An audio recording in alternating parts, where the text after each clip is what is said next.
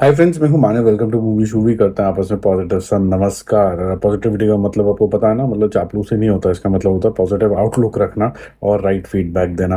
बहुत से लोग कंफ्यूज हो जाते हैं इस चीज़ के लिए, तो थोड़ा बताना जरूरी है कि हमारा मोटो क्या है। देखो, जिस इंसान की आप पीछे फोटो देख रहे हो, ये ही मैन ऑफ इंडियन सिनेमा है सोटू से। और पम पम तो ऐसे ऐसे ही उखाड़ देते हैं, दो चार लोगों को टप्पा पड़ा के कहीं पर भी फेंक देते हैं। बट मेरे ख्याल से अभी इनका एक और मासी जो अवतार है, जिसके पीछे ज़बरदस्त तरीके का म्यूज़िक हो और ये सब चीज़ें हो, ये अभी भी लोगों को देखने की काफ़ी ज़्यादा इच्छा है। और वो इच्छा पूरी करने वाले हैं गोपीचंद मानी नैनी। और इनकी जो मूवीज़ हैं वो थोड़ी ओवर द टॉप तो होती हैं, लेकिन काफ़ी ज़्यादा एंटरटेनिंग होती हैं। और मैत्री मूवी के साथ मिलके इन्होंने अनाउंस किया है कि ये एक मूवी लेके आएंगे। और इसका मूवी का नामकरण तो अभी नहीं हुआ है, बट इसको रखा गया है नाम, दोनों नामों को मिला के SDGM, यानी कि सनी देओल और गोपीचंद मालिनी और मालिनी। इसका जो मिक्सचर है, ये भी इसका क्या नामकरण होगा ये तो बाद में पता चलेगा। बट जो प्रोडक्शन हाउस है इसके पीछे, मैत्री मूवी मेकर और पीपल मीडिया फैक्ट्री, ये सब महंगी महंगी पिक्चरें बनाते हैं। तो इसके अंदर भी खूब तगड़े तरीके से मास होगा। जैसे कि आप पीछे पोस्टर में भी देख सकते हैं कि यहाँ पर लिखा है मास लोडिंग। और थमन का म्यूजिक होगा इसके अंदर, ये जो थमन लिखा हुआ है।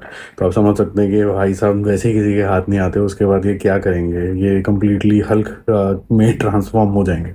अब जिनको नहीं पता है कि ये जो डायरेक्टर साहब हैं ये क्या कुछ करने के केपेबल हैं, तो मैं बता दूं कि इन्होंने बॉलीवुड की एक मूवी आई थी बॉडी गार्ड करके। उसका जो ओरिजिनल वर्जन था उसका रीमेक इन्होंने अपने तमिल तेलुगु वर्जन के अंदर भी बनाया था, वो काफ़ी बड़ा हिट हुआ था। उसके अलावा इन्होंने वीरा सिम्हा रेड्डी बनाई थी, जो कि काफ़ी बड़ी हिट हुई थी नंदामुरी बालाकृष्णन के साथ। उनकी जिस जॉनर के अंदर वो होते हैं उसके अंदर इमोशन डालना काफ़ी डिफिकल्ट काम हो जाता है। तो वीरा सिम्हा रेड्डी जो थी उसके अंदर ठीक ठाक बैलेंस ऑफ इमोशन भी था।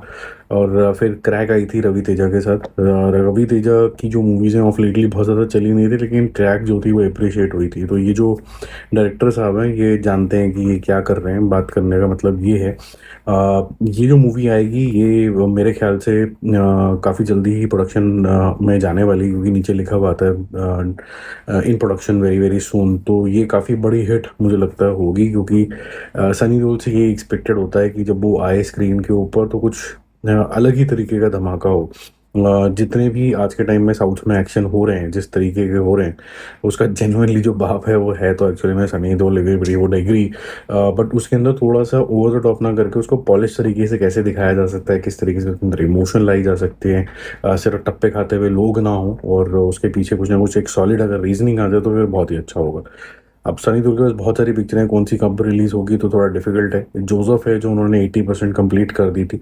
अब वो रेस्ट जो मूवी है वो 1947 के कंप्लीशन के बाद होगी। 1947 भी चल रही है। बाप है उनकी, जो कि अभी पता नहीं चल रहा है कब रिलीज होगी, लेकिन ये कंप्लीटेड मूवी है। फिर गदर 2 है, बॉर्डर 2 है, ये सारी मूवीज भी हैं। इसके अलावा एक दो और अनाउंस हो चुकी हैं। तो काफ़ी सारी मूवीज जो हैं वो सनी देओल की after the success of Gadar 3, actually में गदर 2 के सक्सेस के बाद वो काफ़ी ज़्यादा दोबारा से लाइमलाइट में आ गए। और जो ये जो मूवीज़ हैं इनमें अगर 50% भी चल गई तो फिर then he will gain the same kind of respect that he used to have earlier. एक नया अवतार में आपको दिखेंगे। और एक जो मूवी मैंने अभी यहाँ पर नहीं मेंशन करी क्योंकि उसमें वो सेकंड लीड के अंदर है, वैसे तो हैं तो प्रभु हनुमान जी, जो रामायण मूवी है उसके अंदर भी हुए हैं। तो इनकी तो मूवी इसकी झड़ी लगने वाली है।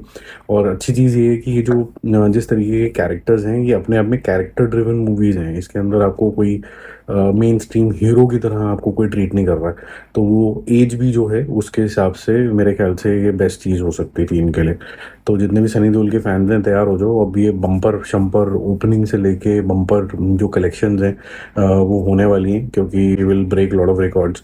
इन the past also he done movies like Gadar, जिसके अंदर काफ़ी बड़े बड़े रिकॉर्ड्स टूटे थे। गदर 2 के अंदर रिकॉर्ड टूटे थे। उससे पहले घायल, घातक, वो भी मतलब उस टाइम की उस ईयर की ऑल टाइम ग्रॉसर्स बनी थी। बॉर्डर 2। तो awards collection he is all used to it. So अब यहाँ पर आके इस स्टेज में करियर में आके और एक्सपोजर मिलने के बाद I am sure he will be a refined man. आपको क्या लगता है कि इतनी बड़ी जो लाइनअप है इसमें से कौन कौन सी जो मूवी हैं बहुत बड़ी हिट होंगी? अगर मैं अपनी बताऊं, 1947 में बहुत ज़्यादा पोटेंशियल है। गदर 3 में पोटेंशियल है। बॉर्डर 3 में पोटेंशियल है। बाप मुझे अभी पता नहीं है कि क्या होगा उसके अंदर, क्योंकि एक्शन मूवी तो है, एक्सपेंडेबल्स टाइप की जोन के अंदर जाएगी। उसके अंदर और भी वेटरन स्टार्स होंगे, बट उसके अंदर इमोशन कितने होंगे वो देखने वाली बात होगी। जोसेफ अगर ओटीटी पे रिलीज़ करे तो ज़्यादा बेटर है, क्योंकि जिस तरीके का वो कंटेंट है आजकल, मासी कंटेंट जो है वो ज़्यादा पसंद आ रहा है लोगों को थिएटर के अंदर। और एक इमेज है सनी देओल की, जो मेरे ख्याल से उसके हिसाब से ओटीटी पे अगर आ जाए बहुत बड़ी, लेकिन आएगी नहीं, आएगी तो मेरे मेन सिनेमा में ही आएगी। बाकी हम जल्दी मिलते हैं रिव्यूज़ और अपडेट्स से। Stay connected, bye bye.